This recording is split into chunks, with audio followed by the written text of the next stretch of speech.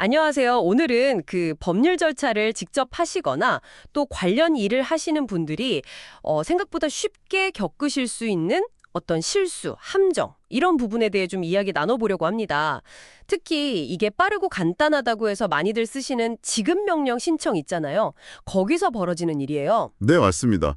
지급 명령이 소송보다는 절차도 간편하고 비용도 적게 드니까 많이들 이용하시죠? 그렇죠. 근데 이게 채무자 정보를 정확히 모를 때 좀 문제가 생길 수 있습니다.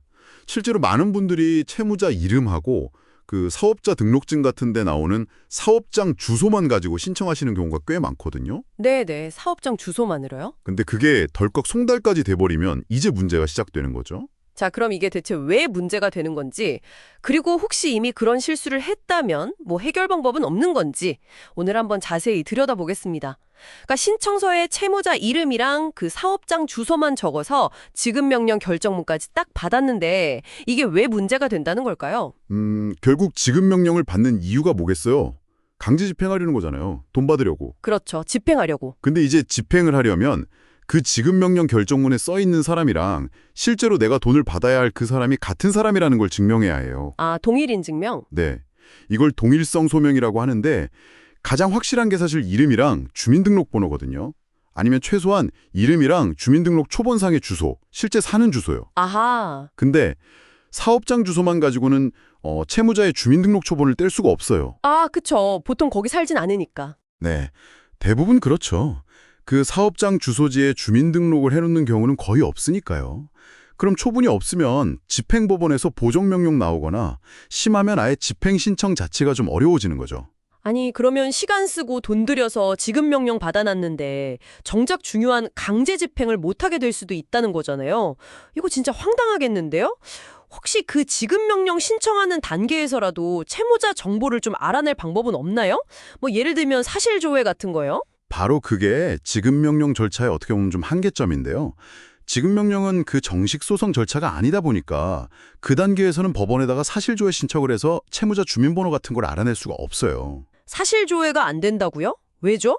지급명령 사건은 보통 판사님이 아니라 사법보좌관이 서류 위주로 처리를 하거든요. 아, 사법보좌관. 네. 근데 법원 조직법을 보면 사법보좌관의 업무 범위가 판사님보다는 좀 제한적인데 그 민사소송법에 나오는 사실조회 실시 결정 권한이 사법보좌관 업무 범위에는 빠져 있어요. 그렇군요. 그래서 이름이랑 주민번호나 아니면 초본상 주소를 모른다? 그러면 애초에 지급명령 말고 본안소송으로 가야 한다. 이런 얘기가 나오는 거죠. 아, 그럼 이미 사업장 주소로 지급명령이 덜컥 확정돼 버렸다면 이거 처음부터 다시 소송해야 하는 건가요? 아, 시간 아까운데. 다행히 방법이 있습니다. 완전히 처음부터 다시 할 필요는 없고요. 오, 정말요? 네, 결정 경정 신청이라는 걸 활용해 볼 수 있어요. 이미 확정된 지급 명령이 있다면요. 결정 경정 신청. 그건 또 뭔가요? 결정 경정이라는 게 말 그대로 결정문의 내용을 좀 올바르게 고치는 거거든요. 네네. 근데 여기서 제일 중요한 포인트는 이 결정 경정 신청 사건은 사법보좌관이 아니라 판사님이 담당을 하신다는 거예요. 아, 판사님이요. 그렇죠. 그리고 판사님은 당연히 사실조회를 명할 권한이 있으시죠. 그러니까 결정 경정 신청을 하면서 기존의 그 잘못된 정보, 그러니까 사업장 주소나 상호 같은 걸 근거로 해서 세무서 같은 관련 기관에다가 사실조회를 신청하는 거예요. 아하. 그렇게 해서 채무자 주민등록번호나 실제 사는 주소를 알아내고 그 정보로 지급명령 결정문의 채무자 표시를 올바르게 고치는 거죠. 경정하는 겁니다. 와, 그렇군요. 그러니까 판사님이 담당하는 결정 경정 절차를 이용해서 사실조회를 하고 그렇게 얻은 정확한 정보로 결정문을 수정해서 결국엔 강제 집행으로 갈 수 있게 된다. 이런 거네요. 네, 맞습니다. 시작은 좀 잘못됐을 수 있지만 소송을 처음부터 다시 하는 그런 번거로움 없이 문제를 풀 수 있는 일종의 실무적인 팁 같은 거죠. 근데 의외로 이 방법을 잘 모르시는 실무자분들도 꽤 있다고 하더라고요. 오늘 이야기 들어보니까 이 지급명령 신청할 때 채무자의 정확한 정보, 특히 주민등록번호나 아니면 초본상 주소 확보하는 게 정말 중요하다는 거, 이게 첫 번째 핵심인 것 같고요. 네, 그렇죠. 그리고 혹시나 실수가 있었더라도 포기하지 말고 결정경정 신청이랑 사실조회라는 해결책이 있다는 거, 이걸 기억하는 게 두 번째 핵심이겠네요. 맞습니다. 빨리 하려다가 오히려 마지막 집행에서 막치면 안 되니까 처음부터 좀 꼼꼼하게 확인하는 게 제일 좋고요. 하지만 동시에 절차상 이게 막힌 길처럼 보여도 찾아보면 또 이런 해결 방법이 숨어 있을 수도 있다는 점, 이것도 같이 알아두시면 좋겠습니다. 네.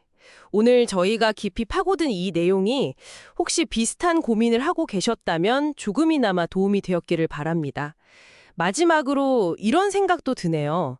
우리가 아는 공식적인 법 절차 외에도 실제 현장에서는 이런 경험에서 나온 어떤 실무적인 지혜나 잘 알려지지 않은 그런 구제 방법들이 곳곳에 숨어 있지 않을까 하는 생각이요. 다음에 또 다른 흥미로운 지점을 발견하면